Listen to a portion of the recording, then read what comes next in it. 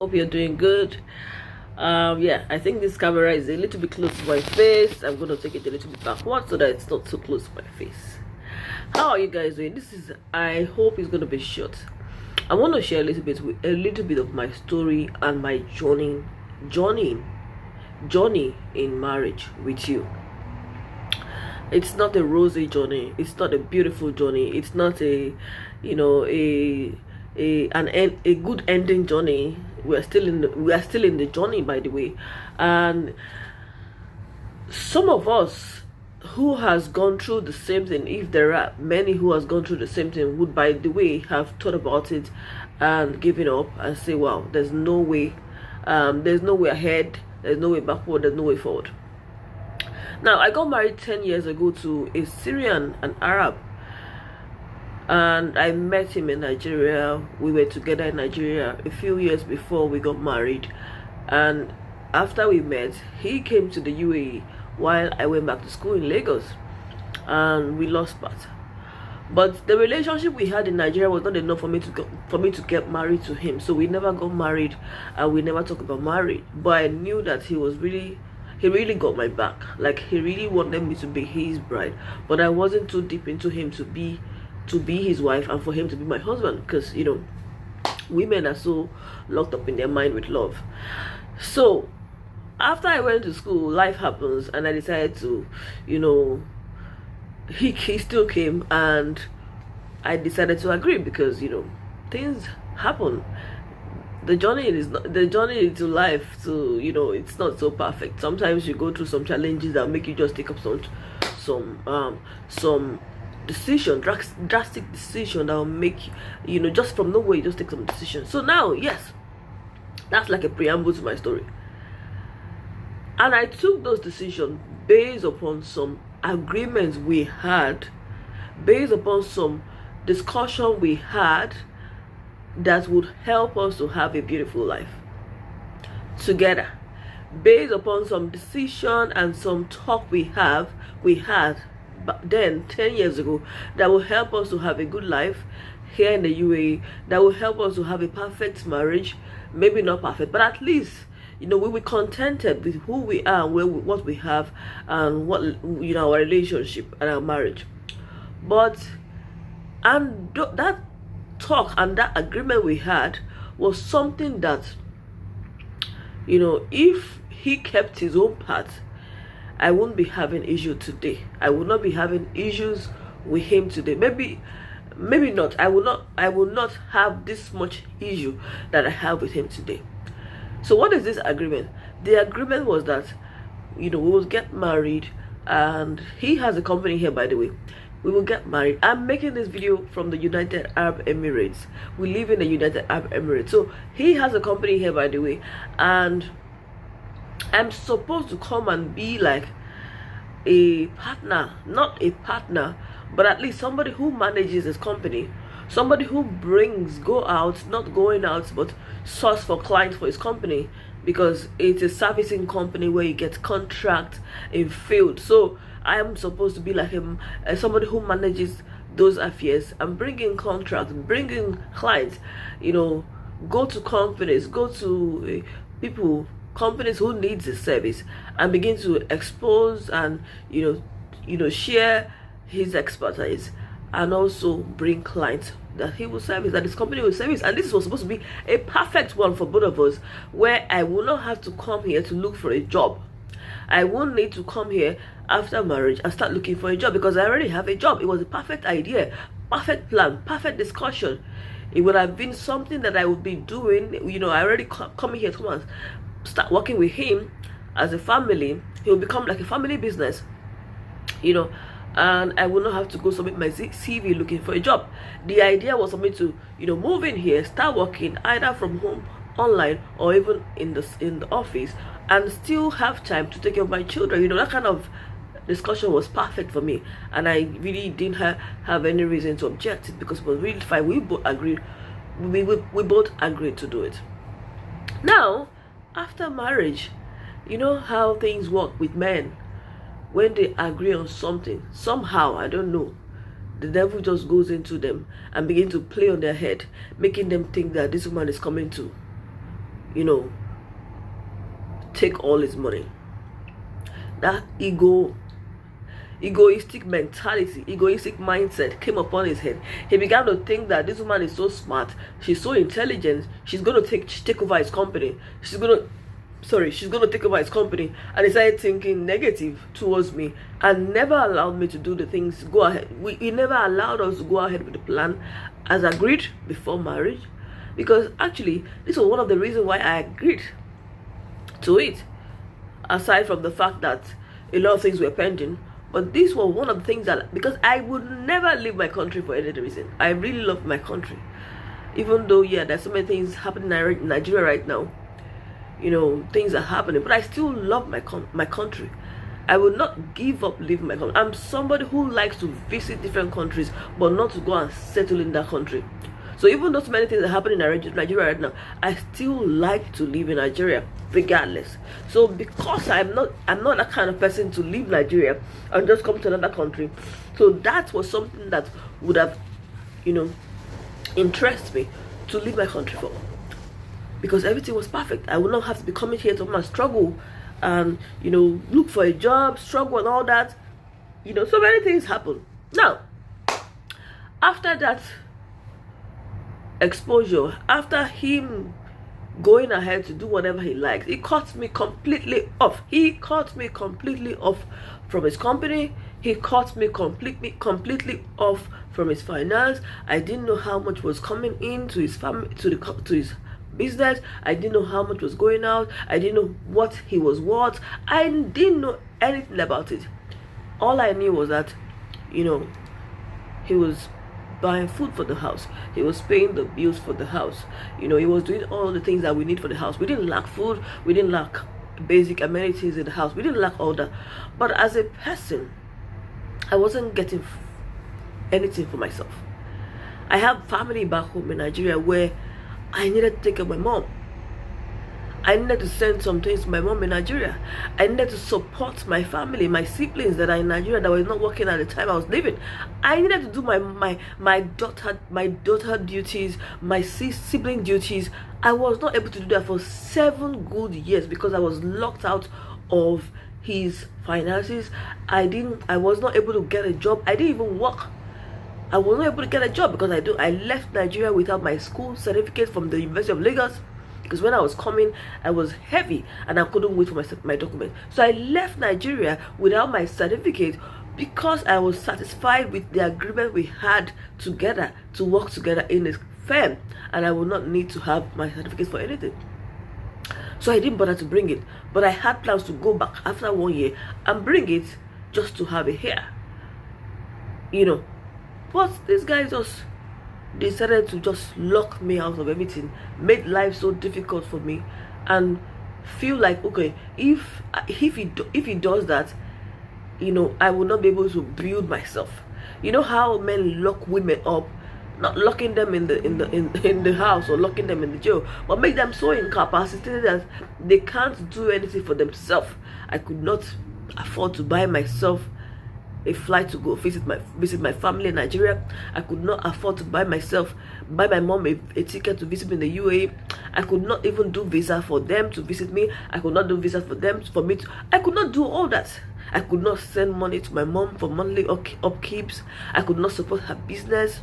I could not do a lot of things because he completely shut me out of his money, because all he was thinking was, this man just wants to stiffen or just carry his money to his country, and I don't see any reason why he thought I was like that.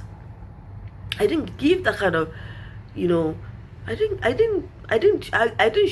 we've known each other for over 5 years before we got married. So I was surprised that he would begin to think that way of me. I don't know if it was because I'm a black person or not, but that was how life was for me. But as somebody who's who wants to be successful in life, I wanted to be successful in life. I wasn't raised to be handicapped. I wasn't raised to rely on men. I watched my mom raise me, working so hard. If it was farm, she would go to bring vegetable to sell, she will buy it to sell so that we can eat.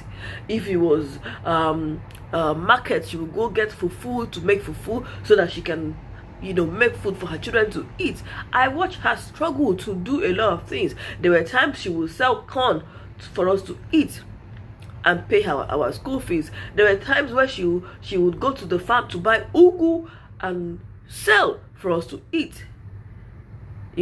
So many things happened. I watched my mommy work hard, struggle, and as I grew up, I said I was going to take care of my mom, and I grew up, I got married, I became incapacitated, and even my husband completely shut me out, shut my mom out of my life, shut my mom out of everything, didn't send my mom anything, wasn't supporting my family at all, and I was not happy.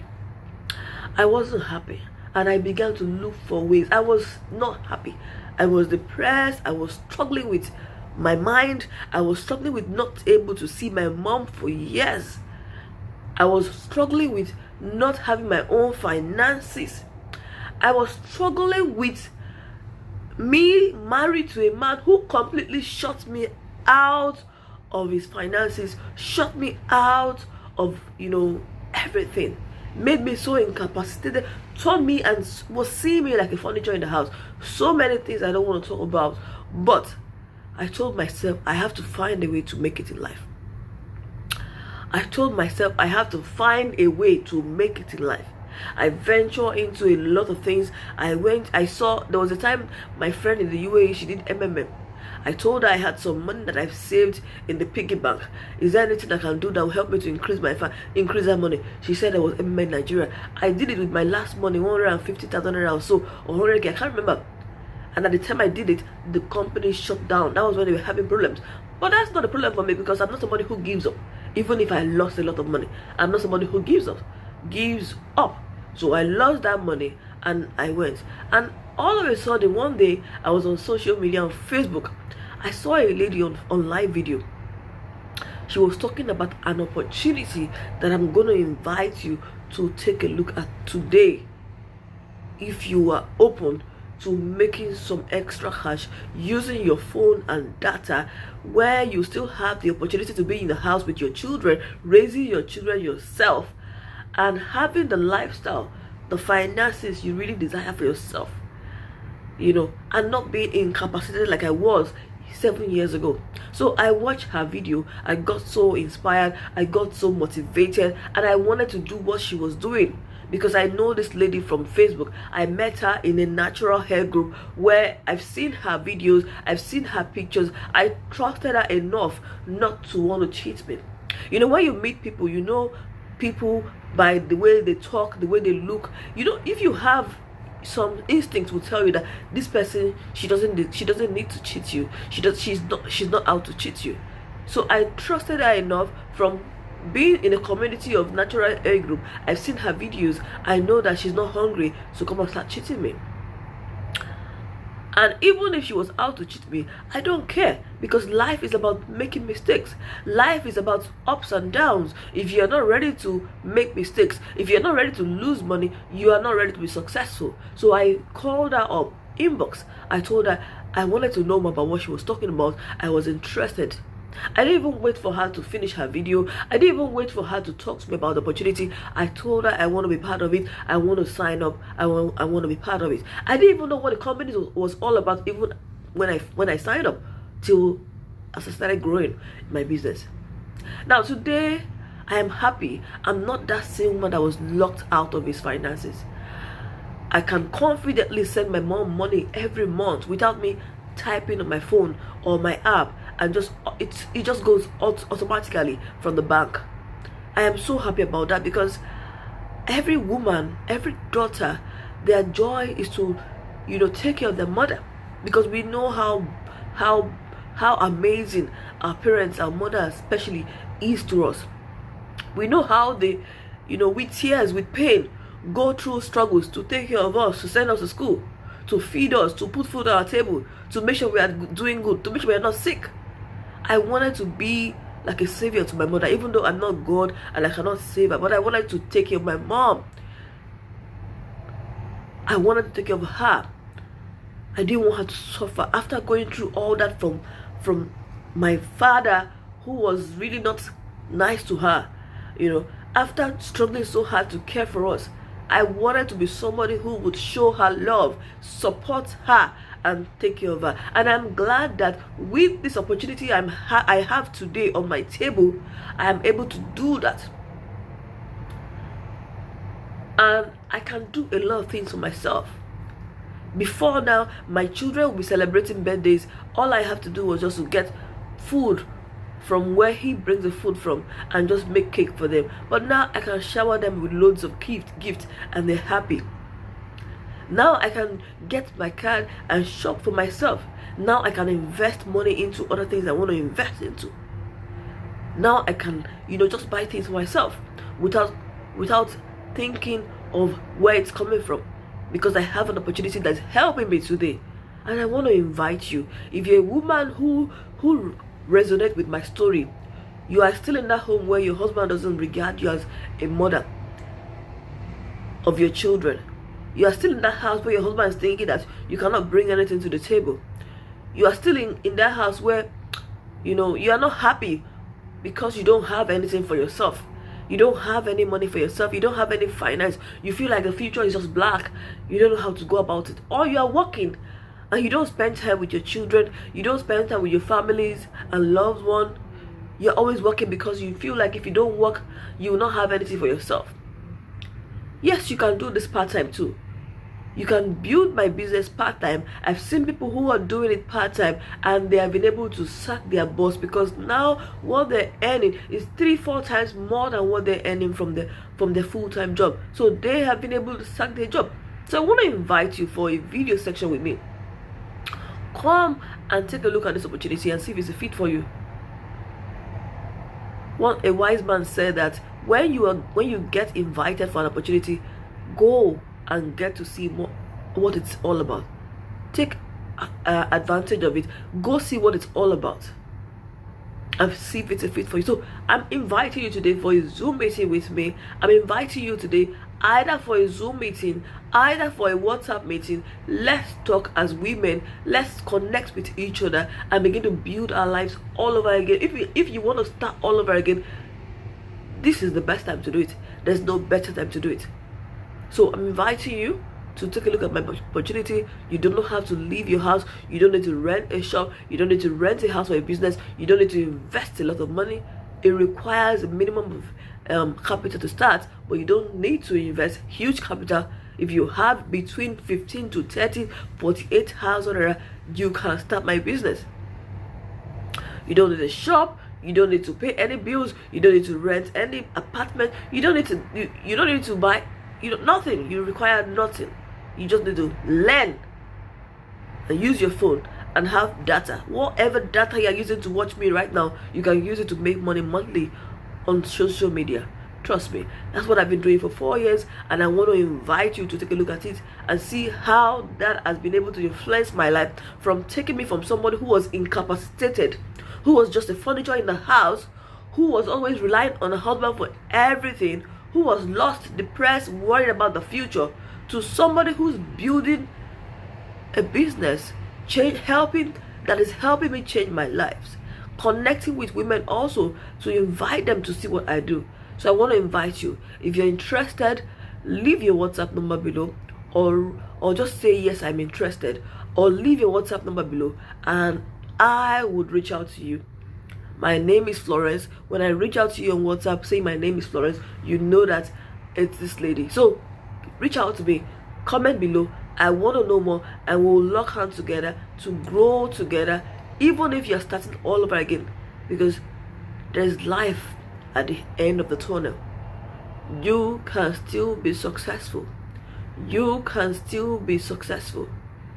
You are your own rescue. Nobody can fight for you except you.